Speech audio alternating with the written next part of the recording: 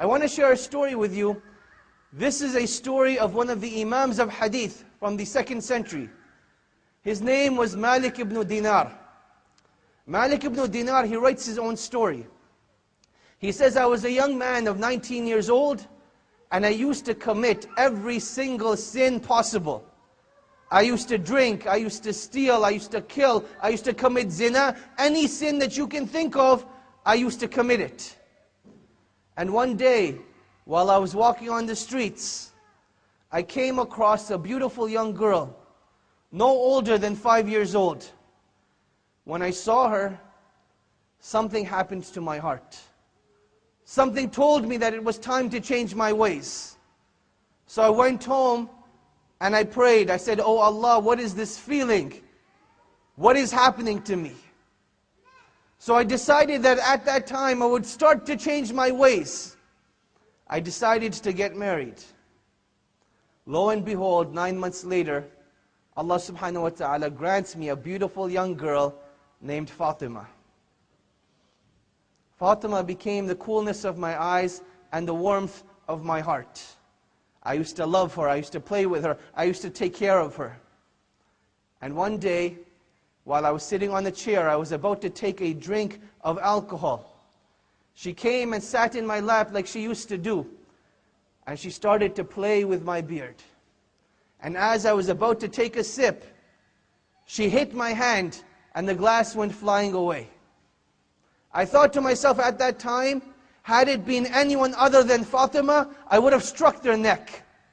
But Allah had placed so much love and mercy in my heart for her, that I couldn't do anything except for embrace her and kiss her. And that was the day that I stopped drinking. Time goes on. I'm becoming a better individual. I'm changing my ways. And along this journey, Fatima is becoming more beloved and more dear to me. Fatima now turns 5 years old.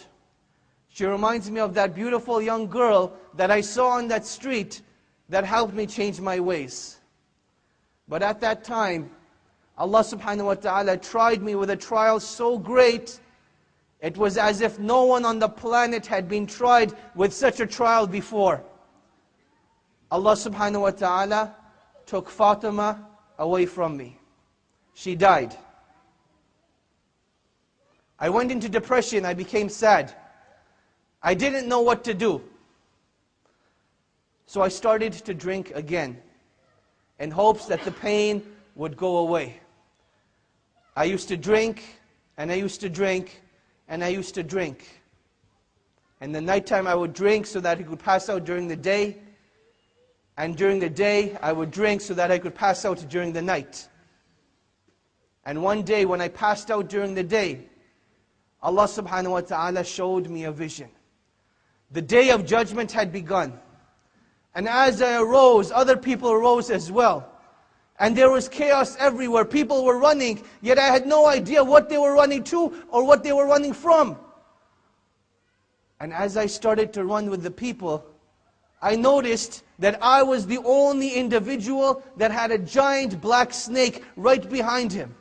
The more I ran, the quicker I ran, the quicker the snake came. So I ran and I ran and I ran until I came to the foot of a mountain. And I saw this old man with a beautiful white beard and beautiful white hair and beautiful white clothes. But he was very old. So I asked him, Old man, for the sake of Allah, please help me against this snake. The old man replied, I am too weak and I am too feeble. Perhaps if you go on top of the mountain, you'll find someone to help you. So I went to the top of the mountain, I ran, and the snake is just behind me. And as I get to the top of the mountain, I look over the valleys, and I see the hellfire. People being burned, people being punished, people being persecuted. And I knew it wasn't what I wanted, I didn't want to be there. So I ran back down to the mountain. And I see the old man again, and I scream at him again, Old man, for the sake of Allah, please help me. And the old man again replies, I am too weak, I am too feeble. Why don't you run towards the hills? Perhaps you will find someone to help you. So I started running again. I run towards this greenery that I know it doesn't belong there. And as I'm getting closer, I'm starting to hear the playing of children, but I can't make out what they're saying. And as I get closer, I start to make out the words. The children are saying, "Oh Fatima, go and help your father. Oh Fatima, go and help your father." I think to myself, could it be Fatima, my own beloved daughter, the one that had passed away? And as I get closer, the silhouette of her shape starts to become more clear. And I can make out that it is actually Fatima.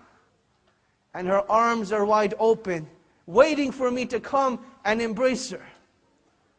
And I get closer, and Fatima takes me in. With her right hand, she embraces me, and with the left hand, she pushes the snake away. At that time, I couldn't make sense of what was going on. Where had I come? What was happening? So I asked her, "Oh Fatima, what is happening? What is this place?" She said, "Oh my father, come and sit." And we sat down under a tree. And she came and sat in my lap.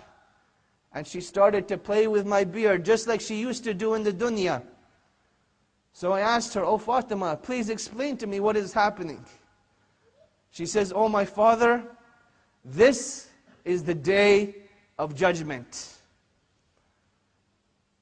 That black snake that you saw, those were your evil deeds. They had become so many, they had become so strong, that if it hadn't been for me, they would have destroyed you today. That old man that you saw in the white clothing with the white beard, with the light on his face, those were your good deeds. They had become so few and so little that they would be no avail to you today. Oh my father, has it not come time for you to change your ways?" She recited a verse from the Qur'an. She said, "Alam ya'ni lilladhina amanu an takhsha'a qulubuhum bi dhikrillah." That has the time not come for the hearts of the believers to be moved by the remembrance of Allah subhanahu wa ta'ala. At that time, Malik Ibn Dinar, he woke up. He wakes up and he hears the adhan of Maghrib going off. He makes wudu and he hurries to the masjid. And as the salah begins, he hears the imam reciting again, "Alam ya'ni lilladhina amanu an takhsha'a qulubuhum bi dhikrillah." That has the time not come for the hearts of the believers to be moved by the remembrance of Allah subhanahu wa ta'ala. Malik Ibn Dinar, he prayed his salah and he knew that a new life for him was about to begin. And that is what he decided to do. Malik Ibn Dinar, he turned out to be the individual that he used to come in the middle of the town center and he would tell the people in the middle of the night, "Oh people, wake up to the remembrance of your Lord. Oh people, wake up to success." People would think he was crazy. Why would he do this? But he knew that ultimate success lied with Allah subhanahu wa ta'ala alone. He was an individual that one day in the middle of the night, a thief came into his house looking to rob him. In the middle of the darkness, the thief is searching around with his hands to try to find anything that he can get. And in salah, Malik Ibn Dinar, he grabs his arm and takes him into salah with him. So Malik Ibn Dinar is going down for ruku', he's pulling down the thief with him. Salah finishes. Malik Ibn Dinar turns to the thief, he asks him, "What did you come to steal?" The thief says, "I do not want any trouble. Please just let me go, and I won't take anything from your house." Malik Ibn Dinar, he tells him, "I will let you go on one condition, that you pray 2 rak'ahs with me before you go, and I promise not to turn you in." The thief agrees. He goes and he makes wudu. Comes back and he starts to pray with Malik Ibn Dinar, "Allahu Akbar." They pray, they finish 2 rak'ahs. Malik Ibn Dinar tells the thief, "You can disperse, you can go now, you're free." The thief asks Malik Ibn Dinar, can I pray with you some more? So they pray some more. The time for Fajr comes. Malik Ibn Dinar tells him again, you're free to go, leave. The thief asks Malik Ibn Dinar if he can accompany him to Salatul Fajr. They go to Salatul Fajr. They come back. Malik Ibn Dinar, he asks him again, you're free to go, why are you still here? The thief tells him something, and this really shocked my mind and boggled my mind when I read this. The thief turns to Malik Ibn Dinar and he says, the right of a Muslim upon another Muslim is that if he asks him to be a guest, he has the right for 3 days. And when I read this, I thought to myself, subhanallah, look how much ilm the thieves had at that time, that they're narrating hadith. It really shocked my mind. So Malik Ibn Dinar, he accepts him as a guest for 3 days. And for 3 days, this is how their lives continued, fasting during the days, praying during the nights. And after the 3rd day, the thief finally decides to leave. He goes back to wherever he came from, and all of the thieves around him, they're anxious. They want to know, what did you steal? You were gone for 3 days. You must have come back with a lot of loot, with a lot of treasure. He tells the thieves, I came back with the biggest treasure possible. However, I went to rob someone, but he robbed me instead. The thieves were like, tell us who he is, we'll go and kill him, we'll get the treasure back. The thief tells them that this is a treasure that you cannot see, it is a treasure you cannot touch. It is a treasure that you can only experience. They asked him, what are you talking about?